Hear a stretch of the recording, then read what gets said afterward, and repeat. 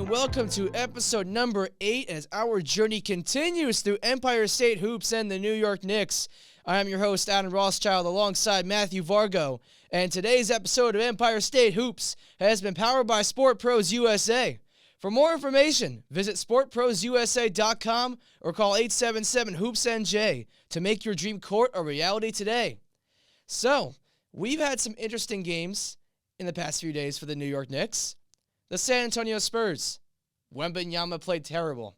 The Charlotte Hornets, LaMelo Ball was the only productive player. Then we got to the Boston Celtics, which they played on Monday night. It was back and forth, and we'll get to that later on. But first with this first game against the Spurs, it was all about Victor Wembanyama's first game at the Garden. The Knicks were coming off a tough loss, and they were trying to rebound and get a victory, and they did just that. Mm-hmm. Yeah, for Wemby, I mean, it's a little bit jarring how bad he was. And that was a nationally televised game, which added more salt to the wound. 4 of 14. He was a worst minus 25 when he was on the floor. He airballed like 2 shots in the first 2 minutes of the game, it felt like. He scored only 14 points, and then the two defenders, Mitchell Robinson and Isaiah Hartenstein, both guarding Wemby, they locked him down. Holding him to 14 points is something that I did not expect. I thought he'd get over 20. That's what I thought, but not what happened. Yeah, it was he was obviously said before the game, the Garden's not as big as I thought it would be.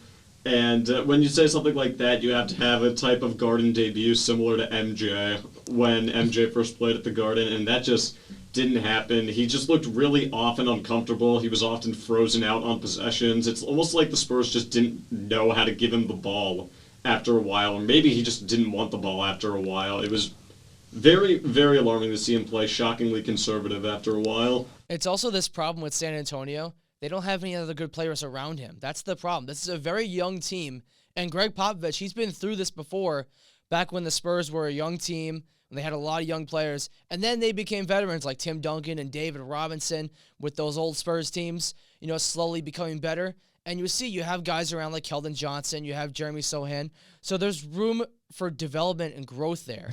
Well, everybody wants to say that Wemby's going to surpass Tim Duncan, and who knows, it could eventually happen, but what people have to remember that when Tim Duncan first came into the league, he started 4 years at Wake Forest. He spent all 4 years there. He was a grown man by the time he entered the league, and by his side, yes, he had David Robinson and Sean Elliott and Avery Johnson. Wemby doesn't have that.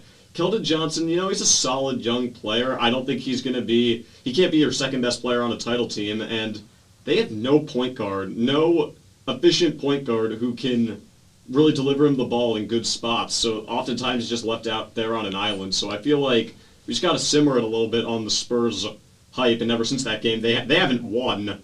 Since that game, they're riding a big losing streak, so we got to simmer down on the Wemby hype a little bit, at least in my opinion. Yeah, I think it's a lot of things that we should say about the Spurs. They're a young team, but you got to give them time, and that's really what sums it up for them.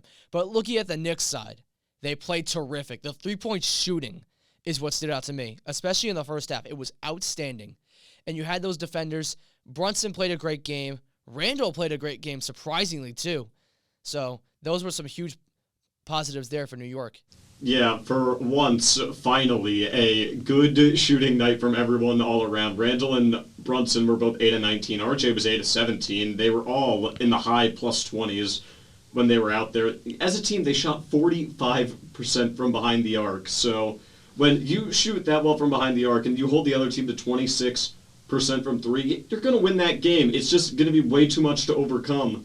And defensively, now, credit where credit is due for the guys in the front court hanging with Wemby, but at some point, if you're Popovich, you got to find some way to better attack them rather than just give Wemby the ball and just be like, hey, save us, make some magic happen. But again, the Knicks stars, they all played well, and it was a game they very much needed to have across the board. Yeah, it was definitely a must-win. Just trying to slowly get back to 500, which they did, and we'll get to in a few moments with the game against the Charlotte Hornets. Now, this game took place on Sunday afternoon. It was the first game of the day after all the games that day. And it was a game that the Knicks really needed to win, and they just showed out right from the get-go, and they pulled through. The only effective player for the Hornets in this game was LaMelo Ball. He was the only effective. Gordon Hayward was a no-show. Brandon Miller, I don't even know what he was doing. And P.J. Washington, I don't even know what to say. But, like, the Knicks, their big three showed out in this game and just pulled away. That's all they did. LaMelo, like I said, LaMelo, he had 32 points, yes, but he was also a minus 32 when he was on the court. But, again, maybe that's just accredited to his team not showing up alongside him. Brandon Miller was actually kind of okay in this game. I mean, he had a +4 and +- when he was out there. He had 11 points, but he hit 5 of his 6 shots. And Gordon Hayward and P.J. Washington, you better be learning Chinese, buddy. What was that? What on earth was that? But for the Knicks, Barrett played well again, Brunson and Randall. The fact that they all had to only play minutes in the high 20s is alarming, especially because, this is a Tom Thibodeau team and they were that low in minutes. Just kind of showed how overmatched the Hornets were in this game, and yeah, they took care of business. That's what Julius Randle was mentioning to Rebecca Harlow in the postgame, just saying that it was the good rest that they needed because it was on a back-to-back going up to Boston the next night. So that was something huge that they desperately needed, but the points really show. We saw what happened on the court. They played well. Everyone on the team played well. I mean, Hartenstein fouled out, but that didn't really matter. Oh, yeah, who cares? They won by 22 points. I mean, we can take quirks like that. Now, in terms of, bench production from these past 2 games, quickly, he's been pretty well. He's making another case for 6th man of the year. He had 19 against the Spurs. He had 17 against the Hornets. He's picking up right where he left off. Yeah, I think Emmanuel quickly has stepped into this role. Just like the 6-man thing we saw last year with him coming off the bench in the 9-man rotation, which is the same thing that Tom Thibodeau has been attested to here in this season. So that's been a huge turning point. But now this third game, which happened on Monday night, Boston. This team is insane. It is so hard to stop with no bench production besides Peyton Pritchard. I don't know how these Celtics do it. I don't get it. They had a loss to Minnesota a couple weeks ago. That was one of their only few losses so far this season. But it was back and forth in the first half. The Knicks played well. They actually played much better than they did the first time against Boston. So I think it was a good first half. It was back and forth the whole way. They had the lead going into the third quarter. Boston just pulled away. And Jason Tatum, what do you do with this guy? Just pray that he misses after a while. With RJ out, they really had nobody to throw at him. Kudos to Hart and Jalen and Randall. They tried. It just didn't really work out. Randall wasn't terrible in this game. He had 25, 9, and 5. He had 3 turnovers, which, again, is not bad. For his standards, it's actually, you'll live with that. But the Celtics, the thing is with the Celtics is that they are a team that you cannot let start in second gear. If you let them start hitting shots and let them get that mojo going, you're just going to run out of gas with them over time. With teams like the Wolves and the 76ers who did beat them, they have the high-end players who can kind of weather the storm and also have go-to guys in crunch time, whereas the Knicks, they just, this third quarter especially is when the rout was officially on. And like you said, is Tatum playing like an MVP candidate in the early goings? He's been very, very good to start the year. Yeah, absolutely. Yeah, for sure. I think that's been a huge thing for Boston. Just with this lineup with Jason Tatum, with Jaylen Brown, Drew Holiday, and Porzingis, it's been absolutely dominant. And it's been tough to watch for the Knicks trying to guard them. That's been the issue here in this game. That's what it mainly came down to. Just players not stepping up with Brunson and Randall being the only contributions. It's hard for guys like Hart and DiVincenzo to guard these tall guys, to guard Porzingis, to guard Holiday, because they get down on the fast break so quick, there's nothing you can do. They only had an 8-man rotation for this game, the Celtics did, and they still won as comfortably as they did. And now that's going to be their go-to card in the postseason. But, it's none of the starters played particularly bad, at least offensively. It was just the bench did not show up like it did in prior weeks. Quickly only had 7 points off 1 of 10 shooting. That's not going to get the job done. DiVincenzo was also not very good. 2 of 6 and 5 points. So when you're getting that little production from your bench, which you should be better than Boston, they gutted their bench. The Celtics really only have maybe 7 guys that they can reliably go to. that's just not going to work, no. Yeah, it's going to be really tough, especially with games down the stretch. Once we get later in the season past the All-Star break, the Knicks are going to have to figure out a way that it's just going to be tough, and they're going to have to get by these opponents like Boston, the Milwaukees, the 76ers, the Miami Heat. It's going to be tough getting through those stretches. So when we get back from the break, we will discuss more and pregame the next few games for the Knicks, as well as some other news in the broadcasting world around MSG Network. So this is Adam Rothschild and Matthew Vargo, and we'll be back in just a few moments. Hey there, basketball fans. Are you ready to take your love for the game to a whole new level? Well, listen up. We've got something that will make your hoop dreams come true. Introducing Sport Pros USA, the ultimate destination for all your backyard sport court needs. Whether you're a diehard Knicks fan or just looking for some slam dunk fun with your family, Sport Pros USA has got you covered. Picture this. It's a sunny afternoon in New York, and you step out onto your very own custom-built backyard basketball court. The court where legends are born and memories are made. A court where you can unleash your inner baller and shoot hoops like your favorite Knicks players. But it's not just about basketball. It's about family, friends, and fun. Whether you're hosting a game of horse with your buddies or teaching your kids how to dribble and shoot, Sport Pros USA brings the magic of the game right to your doorstep. Our courts are more than just a place to play. They're a place to connect, bond, and create unforgettable moments. And with Sport Pros USA, you can have it all, right in your own backyard. We're not just building courts, we're building dreams. Dreams of buzzer beaters, comebacks, and endless laughter. So why wait? Give us a call at 877-HOOPS-NJ or visit sportprosusa.com today to start designing your very own backyard basketball court. Remember, at Sport Pros USA, we believe that every home deserves a court, and every family deserves the joy of playing together. So don't just watch the game, be a part of it. And we are back here on episode number 8 of Empire State Hoops. Once again, this is Adam Rothschild and Matthew Vargo. And we got a little bit more to discuss here in the second half of the episode. And some news in the broadcasting booth around MSG Network. Talking about the backups for Mike Breen and Clyde Frazier. Gus Johnson will be back on MSG Networks tonight for the Knicks and the Hawks, making his debut again on MSG. He hasn't been on MSG in quite a long time, but This is definitely exciting, for sure. Oh, man, I love me some Gus Johnson. When Gus Johnson was doing March Madness, I don't know if he does it anymore. Some of my all-time favorite calls, when Isaiah Thomas's game winner when he was at Washington, love that call.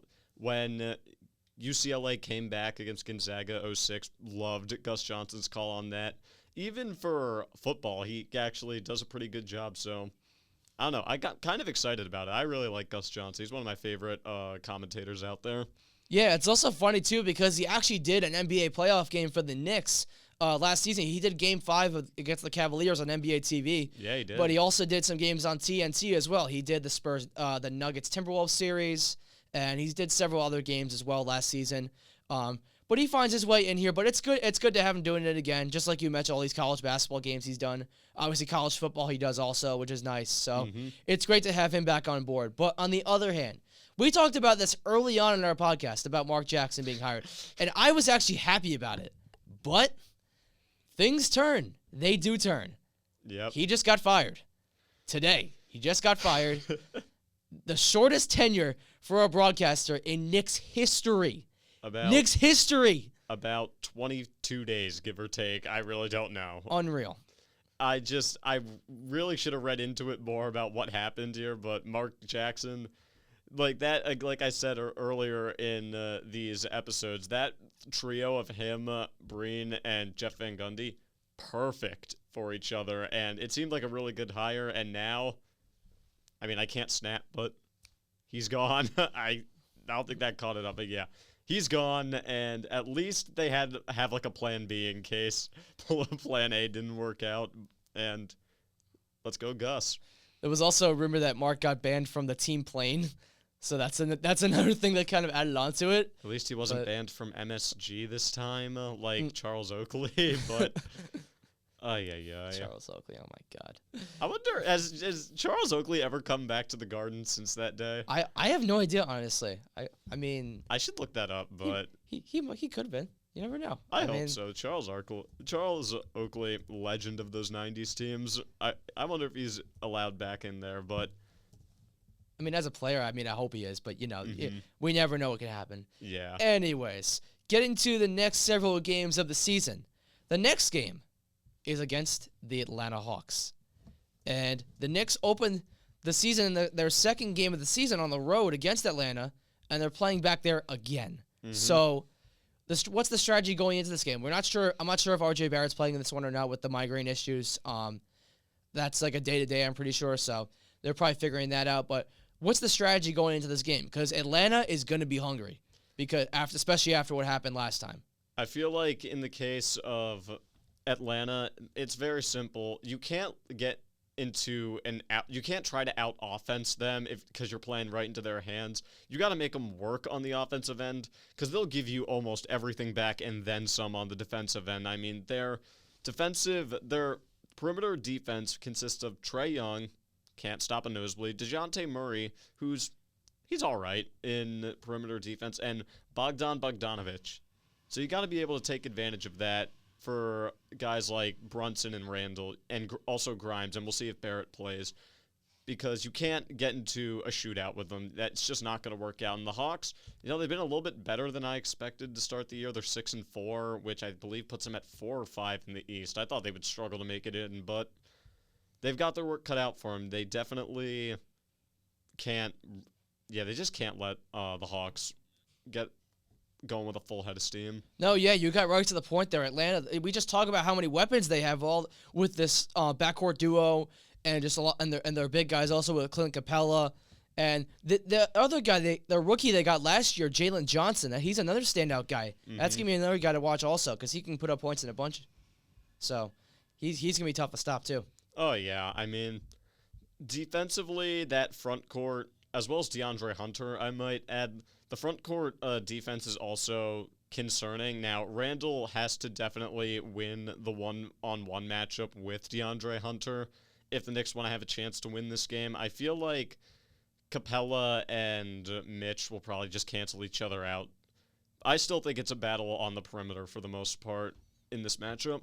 Yeah, the shooting definitely is going to help out a lot. We saw towards the end of the game, last time these two teams played, was turnovers. That was the major thing. But shooting, I could definitely see that being this time, because Dante DiVincenzo, who had 16 points off the bench last time they played. So it's just key stuff like that. So that's going to be a huge thing also. And what also I think should help out the Knicks is that the Hawks played last night against the Pistons in Detroit, and they won 126-120, but a lot of their starters had to play a decent amount of minutes. Like Johnson and Hunter played 36 minutes each, DeJounte Murray 37, Bogdanovic 34. And this team will definitely have weary legs for this matchup. You got to be able to take advantage of that. While the Knicks, I believe, have had 2 nights off to prepare for this. Yeah, they had Tuesday off, and then they had the Monday night game in Boston. So they had the day off, so hopefully this does help them out. And now our next game that they got, I believe this game is for the in-season tournament group play, I believe, against the Washington Wizards. You mean the dumpster fires? Yeah. No, you summed it up. So, the Washington Wizards, Jordan Poole, Kyle Kuzma, Taj Gibson, who you loved, is not even on the team anymore. Come on, but yeah, they would have won a couple more games if not for the veteran toughness of Taj Gibson. But yeah, I think this game you have to win. It's Washington. You need to win. It's Jordan Poole, Kyle Kuzma.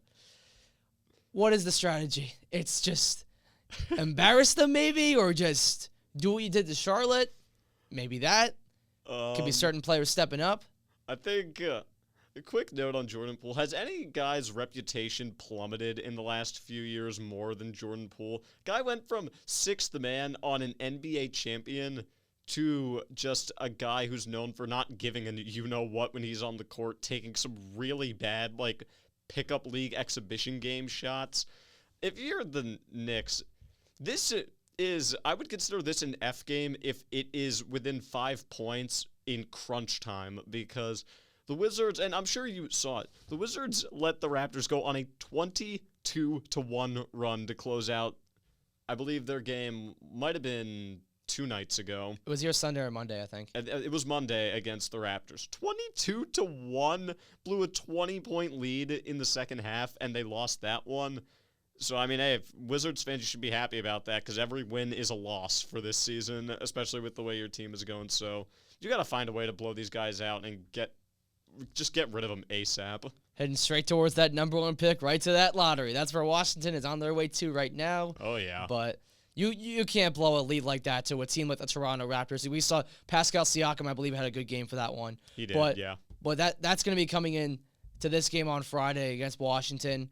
And I think the Knicks, every single player on this roster could get into double figures with this game. I mean, you never know what can happen, but that's obviously a possibility. Absolutely, because look at their typical starting lineup. Tyus Jones, more of a backup than a starting point guard. Jordan Poole, I mean, did you see the clip of that shot Jordan Poole took? He kind of gets the ball, quickly like spins around and just flings it like 30 feet from beyond the three-point line. It's a shot that like you're taught in little league, like junior leagues, like not to take that shot.